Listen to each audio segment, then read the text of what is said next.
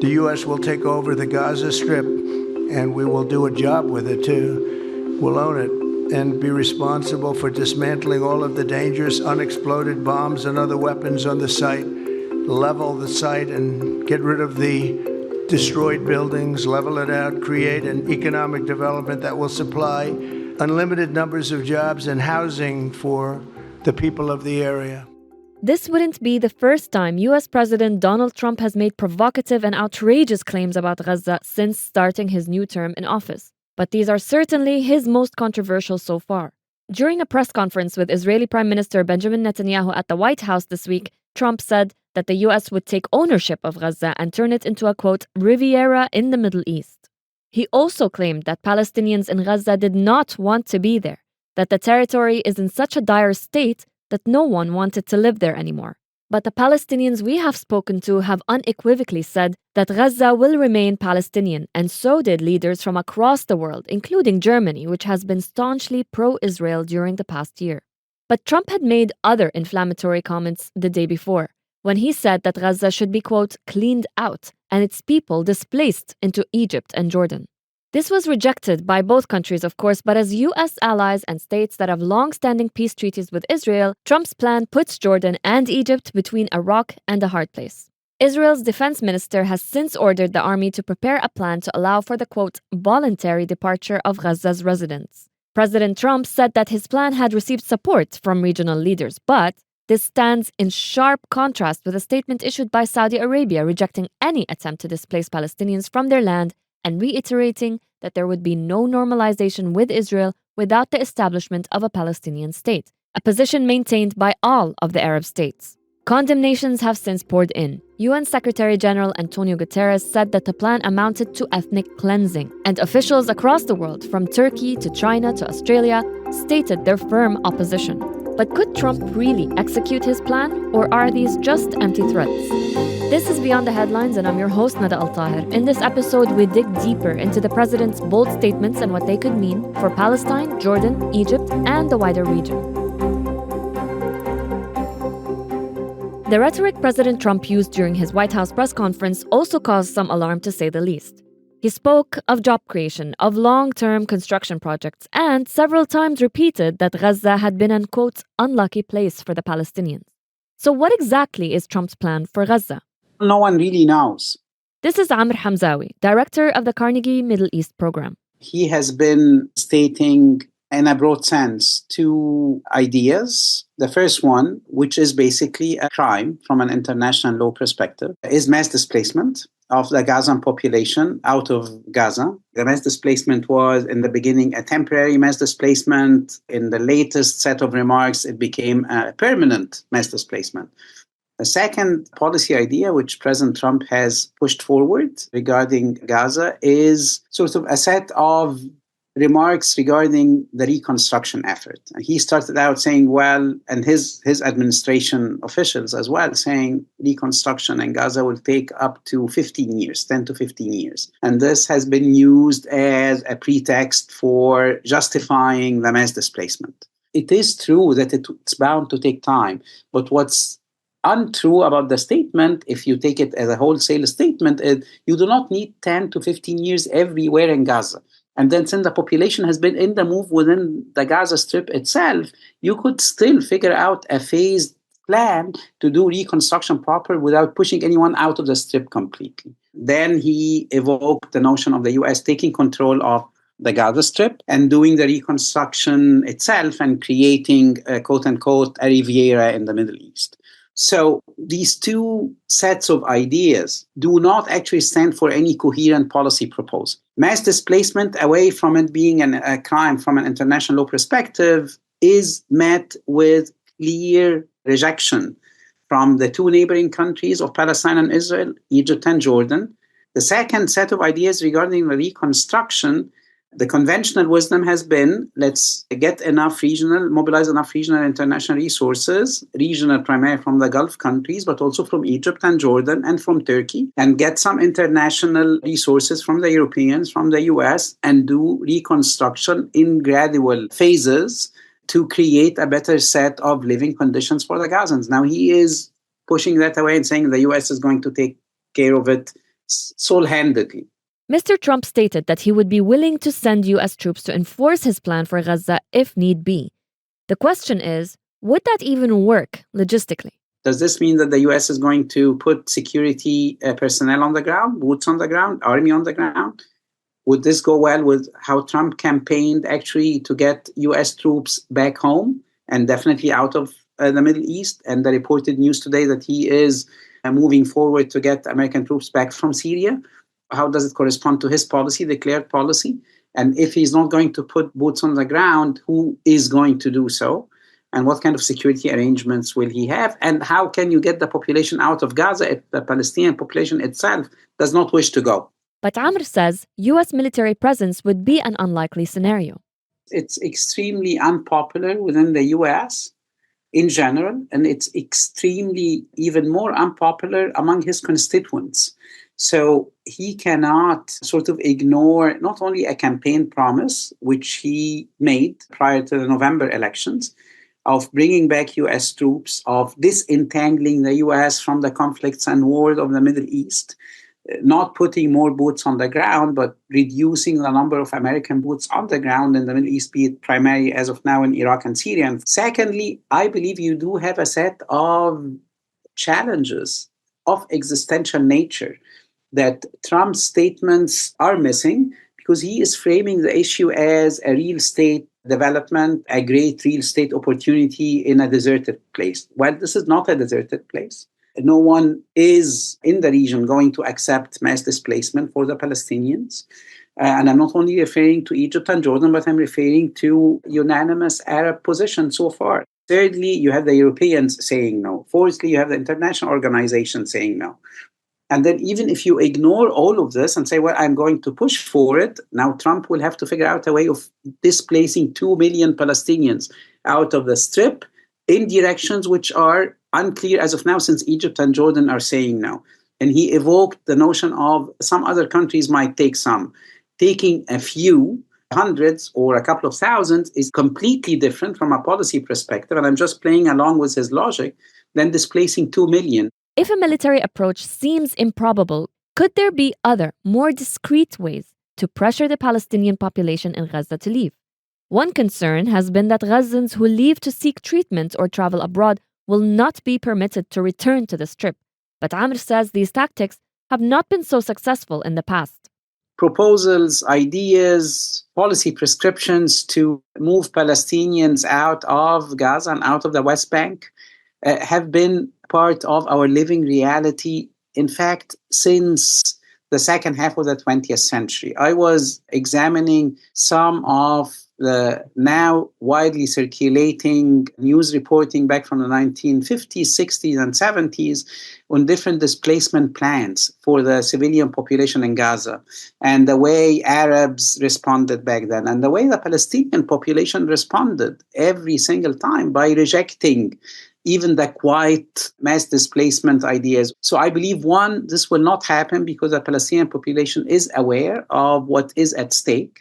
I do understand that the living conditions in Gaza are horrible for the civilian population, be it you look at the healthcare sector, you look at water and sanitation, you look at the educational facilities, and in fact, the Israeli far right has done whatever it could do to make Gaza unlivable. However, we all saw the scenes of Palestinians returning. They did not flip-flop. They returned in a massive way back to a destroyed and completely unlivable area because they would like to be there. So we have to place our bet, I believe, on the national awareness of the Palestinian population. We are not speaking about a population that does not have a voice. I mean, this is what Trump and the Israeli far right are completely ignoring. They are meeting up here in Washington, D.C., deciding upon the fate of the Palestinians without including them. And this runs counter to the long history of resistance of the Palestinian population. So I'm not afraid of the proposals being put in circulation. I'm only afraid of the backfire,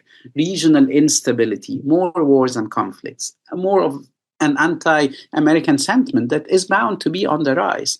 When President Trump took office, he signed an executive order to freeze most foreign aid.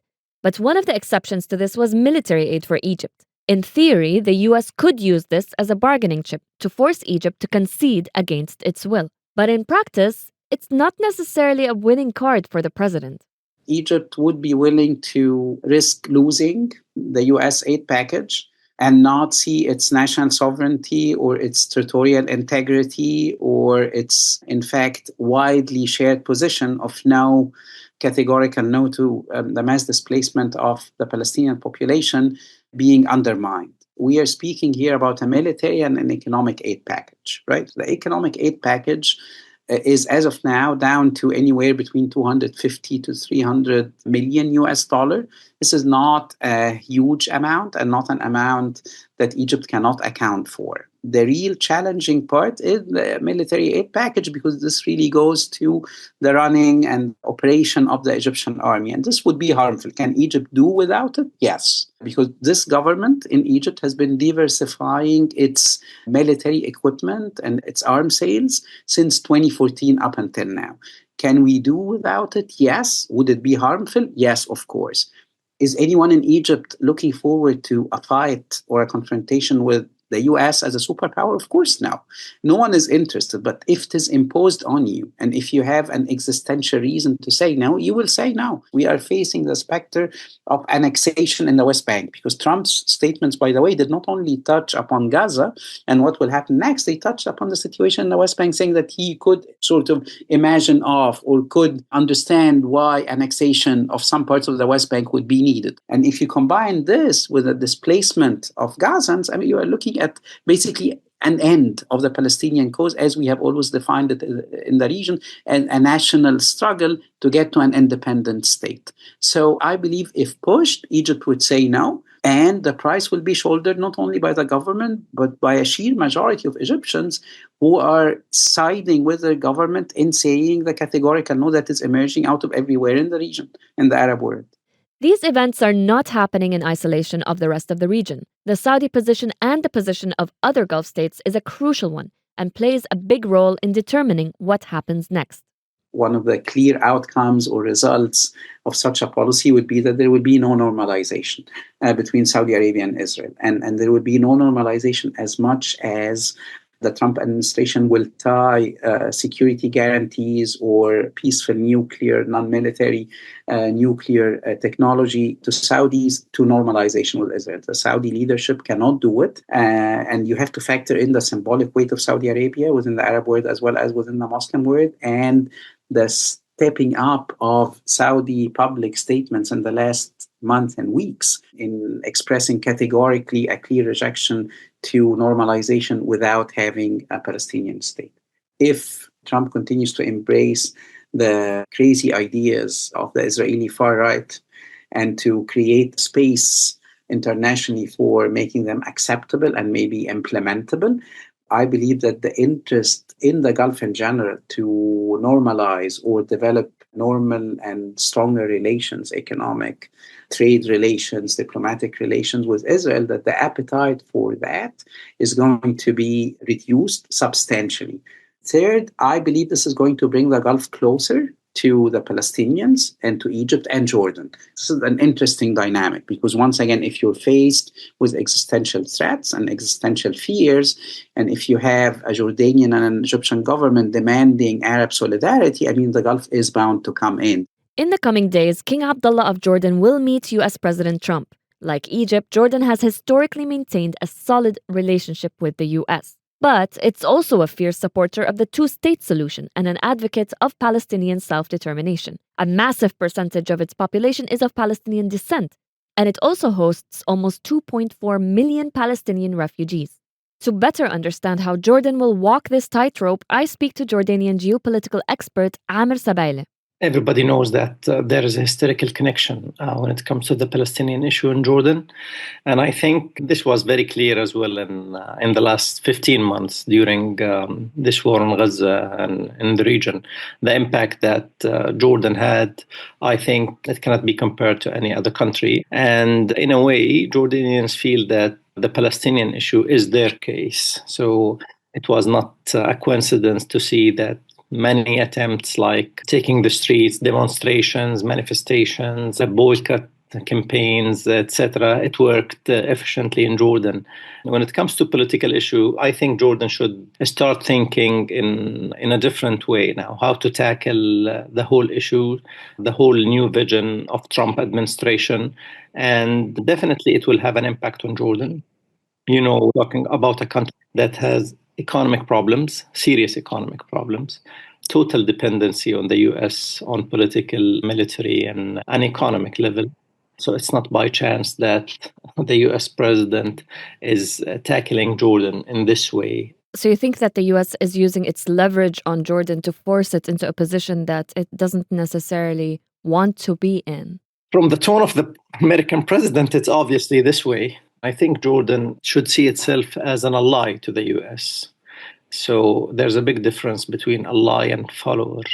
An ally can explain, advocate, and convince his ally about your narrative, your vision, your fears and concerns. I think Jordan should prepare itself having a global vision, because we don't deal with Trump as an American president today. We are dealing with Trump as a global architect of new policies. That's why I think we have to bring today an alternative if we really want to avoid things to be imposed on us. And obviously the Israelis are relying on the long term of the catastrophe that might push many people to start adopting practical temporary solutions, but we learned by history that temporary solutions ended up to be permanent. So we have witnessed in refugee camps all over the region in Jordan. They are part of the cities today. And I'm really concerned about having a new episode of imposing practical solutions under a temporary umbrella, that it will end up like a permanent and a responsibility for Jordan. Some people think that this is a country that's used to adopt and to accommodate. And now with its economic problems, many people think that financial compensation might solve the problem. But I guess it is now the homework of Jordan. It's the task of Jordan. How you advocate your case, how you convince Trump, and how you find leverage with Trump on a win-win situation in other files. The role in Syria that Jordan might have, the role in Iraq, the Jordanian geography in a wider vision on regional cooperation, mega projects, transportation, railways, energy, etc. This is something fascinating for a mentality like President Trump. What do you think King Abdullah is going to be discussing with Mr. Trump during their meeting? And do you think that he can actually convince him to change his plans? It's not easy to convince Trump. He's keen to show that he's strong, determined, that he can impose things. And so even the meeting on a timing level, it's not in its best moment to convince Trump of alternative. That's why it's a very tough mission that needs a lot of flexibility as well from Jordan, because it's important for Jordan as a country not to position itself as an anti-American policy, because this goes against the nature of the structure of Jordan, let's say. But it's important today to start showing Trump the risks that a country like Jordan might face. I would talk more about the importance of a stable Jordan in uncertain region. Still, we are still witnessing and observing dramatic change in Syria. We are expecting an escalation, Israeli escalation, in a second phase of escalation in Iraq and Iran. And therefore, the Jordanian geography must be stable and must be protected for the interests of the US. The other thing is what Jordan can do in the coming future of the region, because obviously we cannot just say no, waiting for things to happen. We have to start thinking also out of the box, offering something based on an economic pragmatism, which represents really the new mentality in governing the White House. You talked about making sure that Jordan remains stable. How much does King Abdullah have to consider the Jordanian people's opinions when it comes to any suggestions or conversations that he's going to be having with the White House in proposing an alternative solution? Is there a threat of dissent from Jordanians? There's no way that you can satisfy and make everybody happy. And I think it is important to start thinking out of populism, closer to realism when it comes to politics. And this is something we missed in the last 1 year and a half in Jordan. Like Jordan, who enjoys a peace treaty with Israel, security coordination, was portrayed as an anti-Israeli or the most hawkish anti-Israeli player in the region, which contradicts with the reality. And I guess this is the time of realism in Jordan, because I don't think that people in Jordan really realize the consequences that they will face in case of being considered, let's say, an anti-American country. I'm not just talking about economically, but politically and military as well. But we have to learn the new language. We have to know what to say. We have to know how to craft a role, how to invent something that makes Jordan in the eye of its allies valuable and important, and not to be seen just as a place where a solution can be, or demographic solutions can be offered. That's it for Beyond the Headlines. Follow our reporting, comments, and analysis on this story and more at thenationalnews.com. This episode was produced by Ban Barqawi and audio engineered by Arthur Edison. Yasmin Al-Taji is our assistant producer and Dua Farid is our editor, and I'm your host, Nada Al-Tahir. Thank you for listening.